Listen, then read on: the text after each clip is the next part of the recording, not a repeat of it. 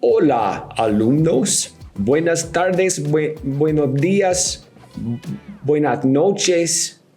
Hey, we don't know what time it is where you are, but we hope you're really good. Thanks for joining us. This is the Spanish Code Podcast. I am Christian Robinson, the owner of Spanish Fit. With me, as always, profe extraordinaire and novelist Nelfer Delija. Nelfer, ¿cómo estás?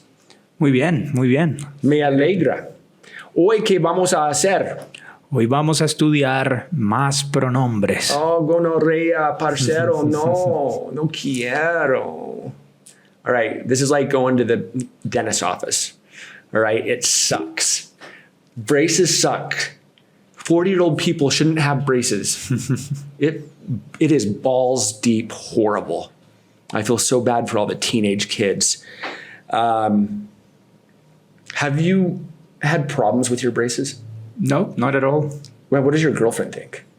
I mean, I cannot do some things now, but But is kissing weird? Because I haven't. for me, not for her. For me, it's like, oh, I don't feel like kissing, right? But for her, it's like, ooh, she wants a push and it hurts. Sometimes. I said I haven't kissed since that was a lie, because I did see Nelfer's mom the other day. Yeah, you didn't. You should be praying, and he's talking about her like nothing. Nelfer right? is literally going to kill me when he talks to his mom next. His mom is just so beautiful. She is a beautiful woman. And I say this in a totally intellectual way.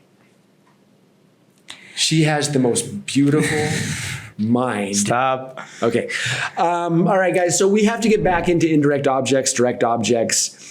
This is part 2 of this class. If you want the most basics on direct objects, indirect objects, go back, see the link in the description below for our last video on the topic, because it's something you need to start from the beginning. You don't want to start from the point that we're at today.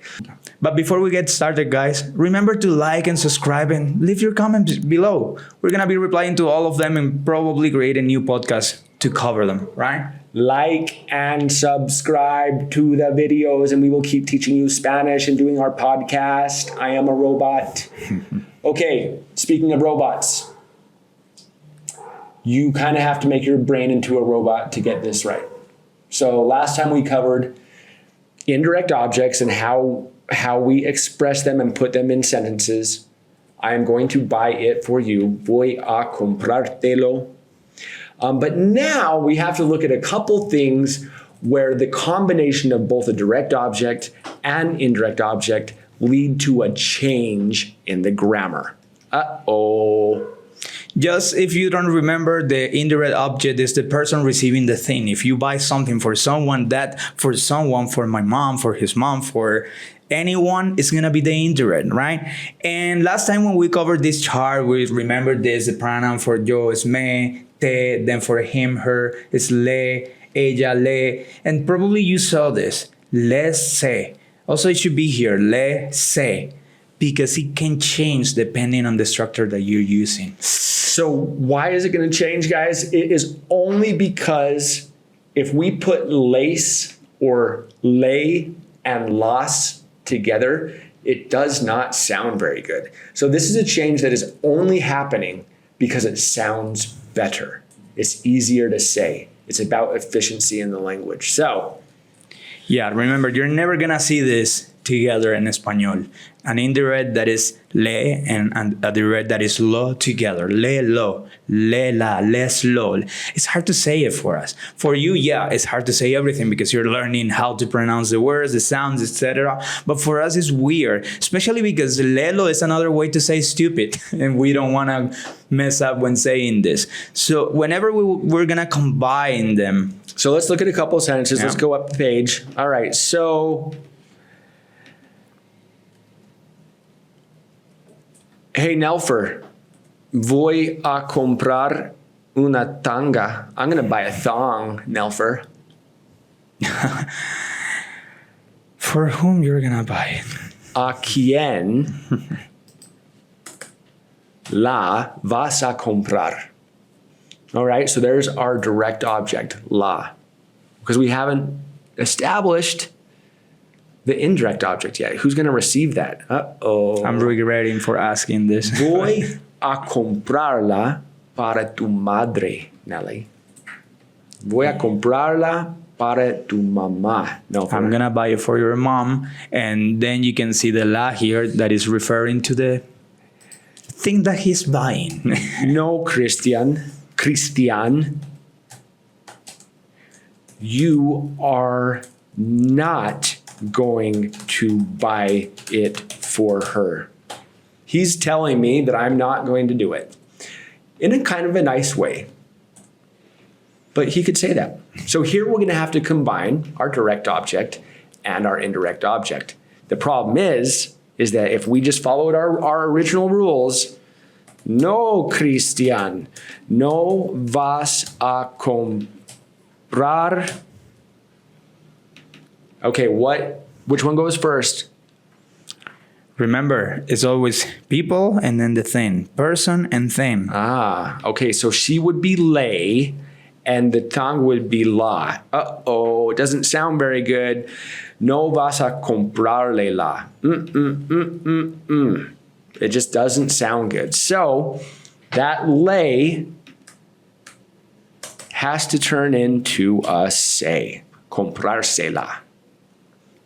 Uh-oh, got to practice this. It's going to come up. You're going to start hearing it. It makes your brain melt. It makes you really mad because you've been studying Spanish for a long time and you just ran into another thing that is just so hard to remember. Are there any hacks to remembering now? The only hack in this case is to practice a lot and remembering the little rules that we have. Whenever we're using the indirect by itself and it's referring to him, her, or them, it's going to be le or les. But if I'm going to use it with the direct, if I'm combining them, buy it for her, do it to her, give it to him, it's going to be never lelo, lela, but se-lo, se-la, because it sounds better. Okay, so now let's just do this. What are the verbs that are most common that we're going to use both the indirect object and the direct object? We got dar, decir, enseñar, to teach. Okay, enseñar. Preguntar. To ask. Because I ask you, but you didn't come out of my mouth. It's just like decir. I asked you a question, right? Something. Yeah. Regalar, which is another way to say to give, but like a present. Regalar. So anytime you give something to someone. Every time you say something to someone. Every time you send, enviar something, you're sending it to someone, right? To a group of people. And probably you're going to be using a lot of indirect and direct with these verbs. All right, so let's just start with dar. Yeah. A really common example. Go ahead now. Let's just write it out. Yeah, I want.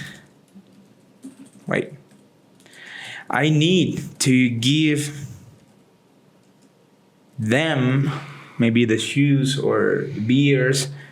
I need to give them my notes. Okay. I need to give them my notes. Okay, so I could ask Nelfer, why do you need to give them the notes? Right? But we don't generally going to speak like that. We're going to cut out notes and we're going to replace it. Right? So why do you have to give them to them? Why do you have to give them to them? Oh my gosh, English there is so hard. Yeah, and this is the weird thing about the Spanish, because in this case, them, which is the blue one, remember the indirect, it's going to be les. Necesito darles mis notas. Why do you have to give them to them? All right, so this is where English gets a little messed up too, but all right, so we have both now. Give the notes, them, to them. All right, let's try it. ¿Por qué necesitas? And now them, referring to people, it would be darse-las. Ay, my goodness, darse-las. So the les is becoming in this case, because we're using both se, but it's the same pronoun. It's the same indirect pronoun, right? That's what we're saying here. If it's give you, I need to give you my note. Nothing happens here because it's necesito darte mis notas. Why do you have to give them to me? It would be, why do you need to give them to me? Dármelas. Right. So it's only for the third person and for the plural people, for you guys, for them, or for him or her or it. So that's what you need to do now in Spanish. How would you say that? Why are you going to send them, the flowers, to her, which is the indirect pronoun? Okay. So let's run it. Yeah, let's do it. ¿Por qué, man? ¿Por qué? ¿Por qué vas a? And now see how many words you need in English to say that, but in Spanish is going to be only one. Enviárselas. ¿Por qué vas a enviárselas?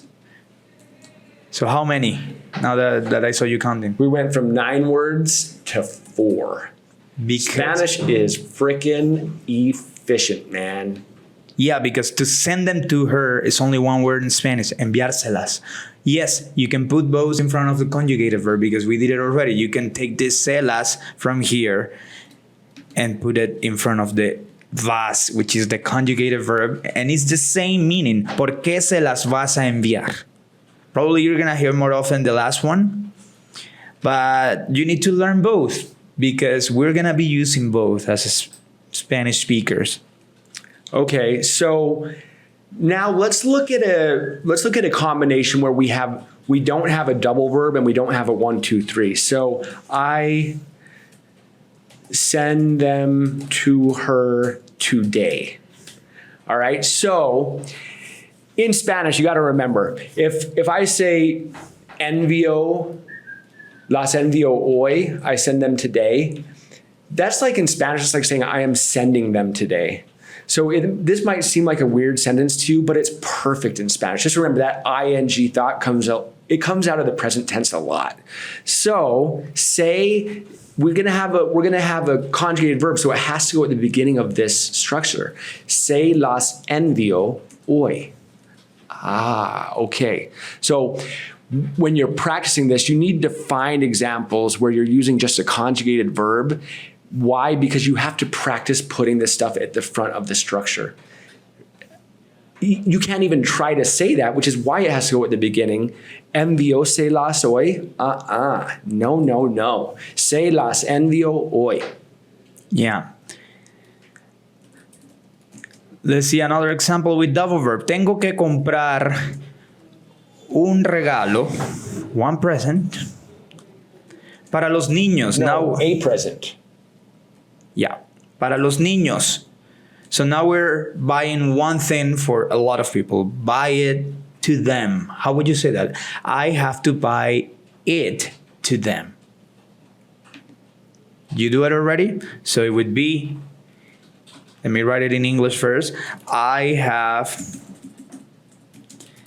to buy it, because it's one thing, it's a present, to them. It would be tengo que comprar, and then the pronoun to them, because it's people first. We're talking about children, and it becomes se. And then the present is singular, lo. Tengo que comprárselo.